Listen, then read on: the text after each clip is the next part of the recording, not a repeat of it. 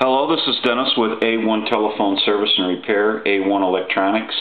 You can reach us on the web at www.a1-telephone.com, and you can also reach us at 618-235-6959. Today I want to show you the final checkout video of a hand-carved dragon phone, and I do believe that this was from China, and this is Bill's telephone.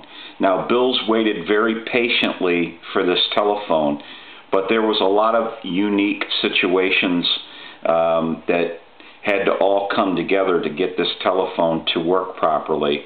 The original board in these were not that great. Most of them that I have heard about, there's only a few of these around, and the board is never any good. And as a matter of fact, Bill has another one of these telephones, these hand-carved dragons, and that one doesn't work properly either. And so they were speaker phones, but they didn't really give you any option. You didn't have any option to turn the ring up and down. You didn't have any option to turn the volume up and down on the speaker phone, and all they did was basically had a button to access the speaker phone and then like a redial, and that was basically it. You weren't allowed to have any settings because they didn't put any buttons in for any kind of settings. So basically, when that board was not really repairable, what we did was we had to search for a board that was going to work in the small area that we had, and we also have to make sure that the eyes light with that board. And so the dragon's eyes lights, they light up, and I'm going to try to give you a little side view here of this. And so basically there's also a ball of fire here. When it rings, that light's red. So when it's off hook, the eyes in the dragon light, and then when it rings, the light in the fire comes on. And so basically the board we had was just a speakerphone board, and it didn't have an option for a handset. But I wanted Bill to have a handset, and he says he's going to use a speakerphone more than anything. So what I did was I designed a way to get the handset to work, and so he can use either the handset or the speakerphone. Another thing that we also were able to do is I added three. I didn't have room to put. This is the speakerphone option button. This is the redial, and that is all the thing, and the numbers is all that came with the telephone. This button I installed. I also installed this button and this button here. This last button on the left here is for the ring, and I'm going to show you that. If you look up here, you're going to see a red light, and it gives you an option of high and low. That's high, that's low. High, low. And that's also a hold button when you're in the speakerphone or on the handset mode. So it's hold, and it's the high and low ring cycle. The other buttons that we put in were the volume control. This volume control is up, and the one to the left is down. So basically, if we were to turn the phone on right now, I can turn it up, or I can turn it down. Now, the only fallback to this is you must have the speakerphone button turned on to access the telephone, and then you can pick up the handset. So I'll show you here real quick. Give you some dial tone, and we can turn it up too.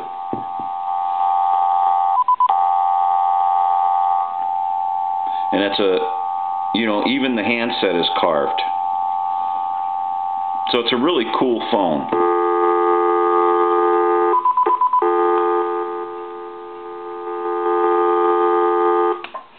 So as you can see, the lights will light when I access the telephone.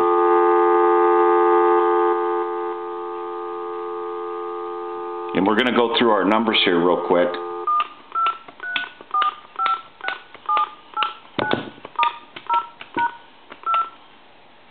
end in a 2. I'm going to turn off the speakerphone, and I'm going to turn it back on, and I'm going to hit redial.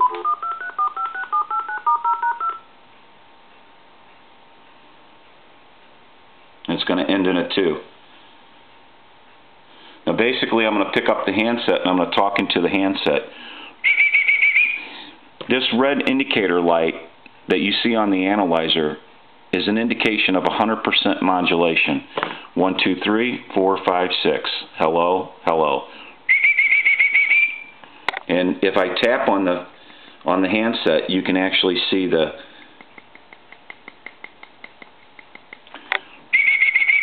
So we know everything is working, and we're going to do some final checks on this. And since the dragon's eyes, now this is one way that you won't forget that the telephone is on. If you're using the handset and you hang it up, it's not necessarily hung up until the dragon's eyes go out, and then what happens is you just hit the speakerphone and it turns everything off. I'm also going to go ahead and ring the telephone.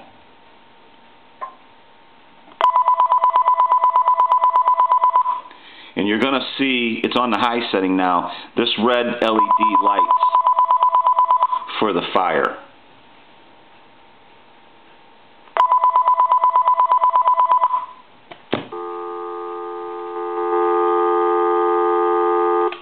Another thing that we had a problem with is after we finally finished off the board, and in the board that was in this originally was not fed by a power supply.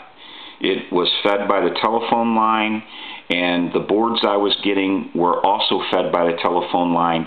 By the time you lit the dragon's eyes, and then you had your wasn't so much on the ring cycle for this LED for the ball for the fire. It was the dragon's eyes and the fluctuation in voltages around the country. I can't, I may have set it up here a certain way and thought it was the best it could be, but then if I sent it away or sent it to Bill and his line voltage wasn't as as steady as mine or as much as mine, then the telephone quality wasn't there. I wasn't happy with the boards that I was finding.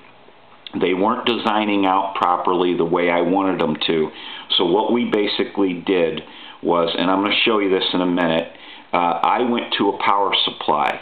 So now this dragon is fed by a power supply, a transformer that you plug into the wall current, and so there is no fluctuation in voltage. I don't have to worry any longer because this is fed by a voltage, and so I don't have to worry about it working here but maybe not working somewhere else because it's line fed now.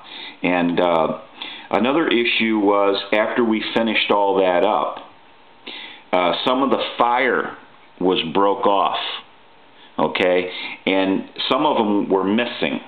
So what we had to do, and I'm going to try to give you a look at this. This piece here I actually made. This piece here I had to make, and some of these pieces I had to reinstall back on. But what they did, and I know you probably can't see this, but they actually, once they built the piece of fire or carved it out, they actually had a line that kind of outlined on the inside, and so we even stayed to that detail. You probably can't see it on the board or on the video, but basically what's happened is I kept their detail line that they have on each one of these pieces of fire.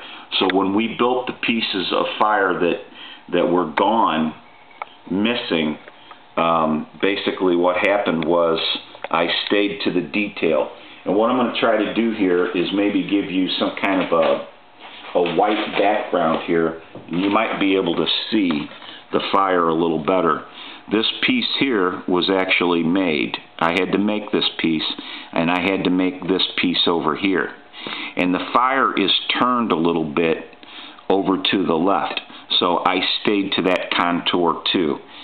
So you know, it wasn't a simple thing because I don't have a lot of time, and I had to get to this telephone when I could and work on these little details. So basically all the details were followed, and we actually made a couple of pieces and put them in.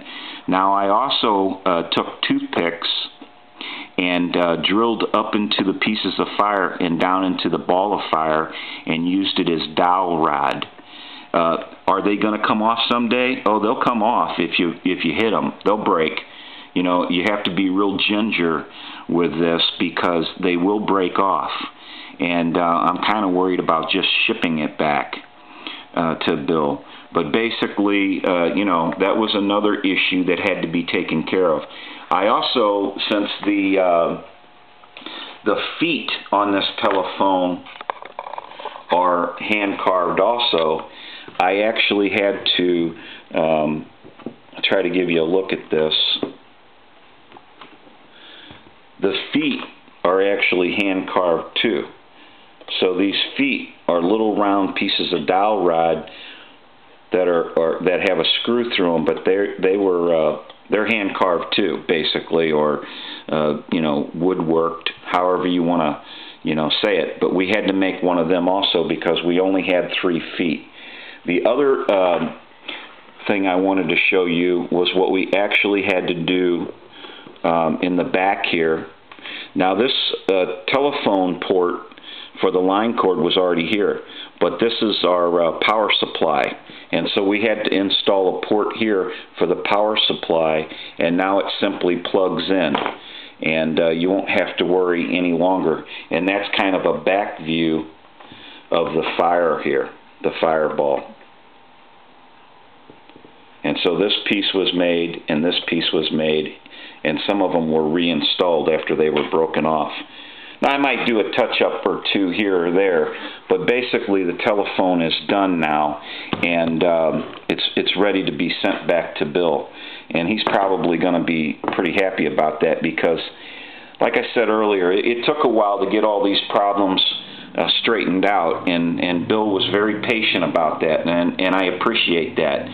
But when it comes to this line of work, sometimes, you know, it's better to take the time that you need to do what you need to do and design it out properly and finish all the details out before you rush through a job. I could have rushed through this phone. I could have sent this phone back to Bill 4 or 5 times. But I would have been sending him back a phone with a board that I wasn't happy with and that I wouldn't have used myself. So I'm not going to do that for him. I'm not going to send him something that I wouldn't personally use. And that's just the way I do things here at this shop. So if it took a little bit longer, so be it. That's the way it ended up. And Bill was very patient about that, and I appreciate it. But sometimes these things just, you know, they take time. You can't rush through them. I know people who are technicians that rush through things, and they end up having to redo everything. Now, can this phone fail? It certainly could. Anything can fail, but I have a better feeling about it the way it is now than I would have if I would have sent him a board that was fed by line voltage off the telephone line. So, you know, it all worked out in the end. I think it's gonna be fine as long as it makes it through shipping. Now, what I want to do here is I want to do some checks on the telephone line. So what I want to do is I want to move the line cord over to a regular telephone line, and I want to go ahead and say call like a time and temp number.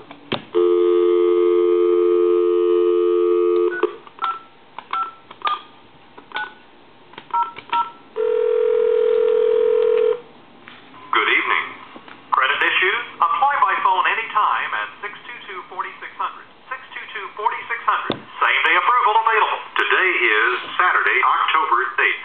The time is 7:27. Current temperature 78 degrees.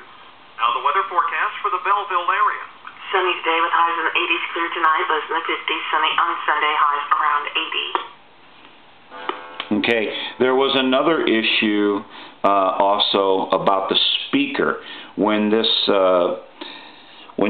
telephone was carved and it was made, had the speaker pointing out of the bottom of the telephone, and so the speaker is up underneath the telephone, and that was another issue. These boards that I was getting, these telephone line fed boards for the voltage, didn't have the capability of pushing the right proper amplification out the speaker, since the speaker was pointing out the bottom, and that's the way they designed it. And I don't know if you can see that, but there's a little star circle over to the left here, and that's where our speaker is at. And I don't have any choice to move it because I'm limited on the room that we had, and so the speaker had to stay pointed out the bottom. And I wanted to have the amplification for when you're having a hard time hearing your party that you're talking to. And most telephones, or all telephones basically that are speaker phones, would have normally a speaker that pointed up and out so that you can hear the sound. But in this case, since there's so much carving going on here, the maker of the telephone basically decided to let the sound of the speaker go out the bottom. You can even see how this was all handmade, so he basically made his own little holes here, and it's in a star pattern on the handset. So we were kind of stuck in that situation too, where I wanted it to have the proper amplification or the proper volume so it could be audible. And I wasn't real happy with some of the things that were going on. So now that we're with this other board here, I think it's much better that we have the amplification that we need. And so now what I think I'm going to do is let's just call Walmart.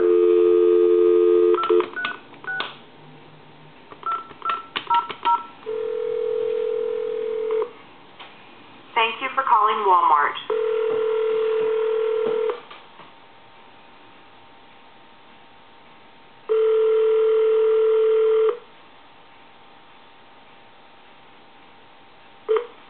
Thank you for calling Walmart. We can save money and live better. How may I direct your call? Can you give me 2 electronics, please? Sure, hold, please.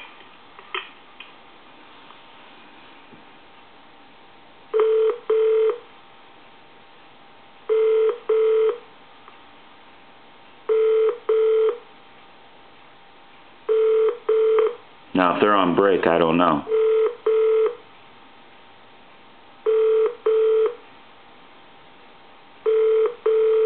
They may be pretty busy.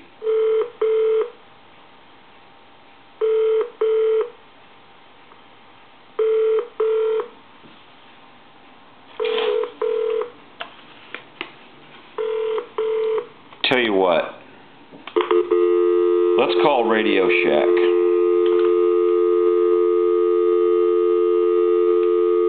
See if we have their number.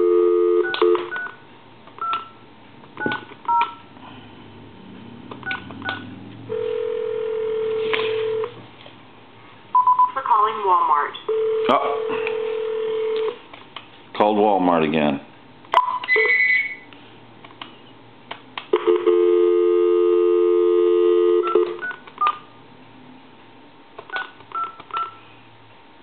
See if that's Radio Shack here.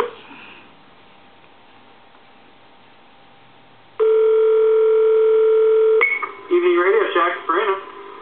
I have a question. You guys got answers? We're going to try. Okay. Do you guys carry any hand-carved Chinese wooden telephones? We do not. They're dragon phones, and the lights light up in the eyes of the dragon and everything. It's pretty cool. You guys ought to get some. Yeah. Okay. All right. Well, you have a nice day. Cheers. All right. Thank you. Well, we know Radio Shack doesn't carry them. So, anyway, I do believe this telephone is finished up. I might do a couple of touch-ups here or there to this telephone, but basically it's ready to be sent back to Bill. And it's just a really cool telephone. It's been a part of the shop for a long time. A lot of the customers have seen this. A lot of customers have tried to buy this from us. But it's Bill's telephone, and I'm sure he wants it back. And we've got a little bit of work in this one, so it just took some time, and I'm glad Bill understood. And so this is Dennis with A1 Telephone Service and Repair, A1 Electronics. You can reach us on the web at www.a1-telephone.com, and you can also reach us at 618-235-6959. Thank you for watching, and have a great day.